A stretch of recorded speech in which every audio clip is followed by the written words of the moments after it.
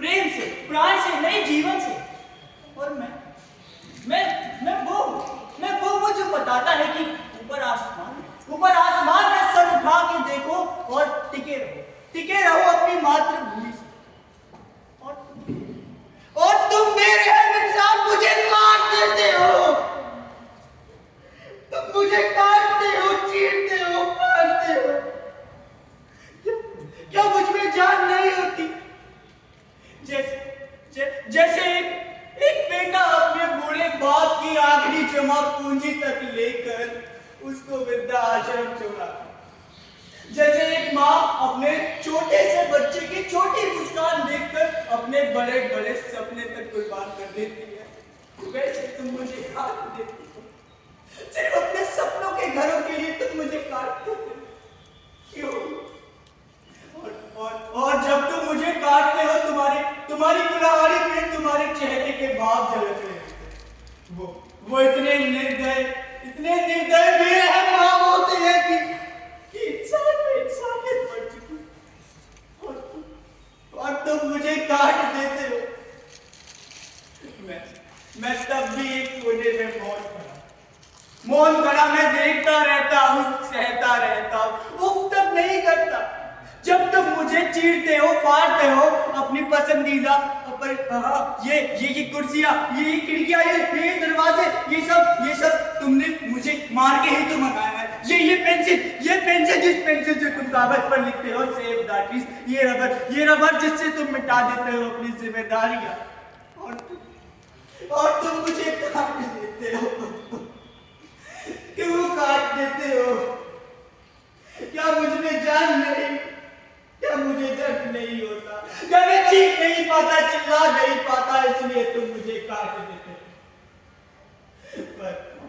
पर मैं तब भी एक कोने में मौन खड़ा सहता हूँ, देखता हूँ, सुनता हूँ, क्योंकि मैं जानता हूँ अंत में मैं तुम्हारे साथ ही जाऊंगा।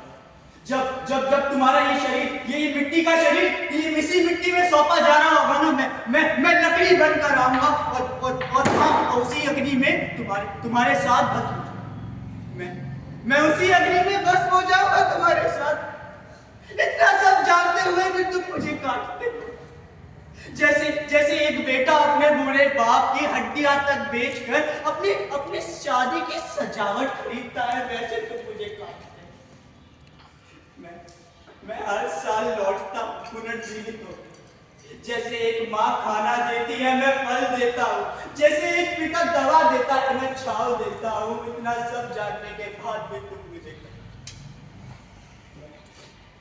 मैं तब भी मौन खड़ा सहता हूँ, क्योंकि मैं जानता हूँ मैं तुम्हारे साथ भी हूँ। क्या तुम लोग वही हो ना जो मांगते हो विकास चाहिए, पैसा चाहिए, घर चाहिए। और मैं पूछता हूँ क्या तुम्हें जीवन नहीं चाहिए? क्या तुम्हें लगता है कि ये नदियां बहेंगी, ये समुद्र शुद्ध रहेगा? क्या तुम सांस ले पाओगे? तुम्हारी पीठों पर ऑक्सीजन सिलेंडर लदे होंगे। नए युग का पेड़ होगा। तुम्हारे पास किसी की आत्मकथा सुनने का समय नहीं है, लेकिन मैं जाते जाते अंत में इतना कहना चाहूंगा, अगर एक छोटे से बीज को भी मैं ये बात समझा पाया कि हारे रहना ही मेरा संघर्ष है और उगना ही मेरा बदला, कि हारे रहना ही मेरा संघर्ष है और उगना ही मेरा बदला, ये थी एक पेड़ की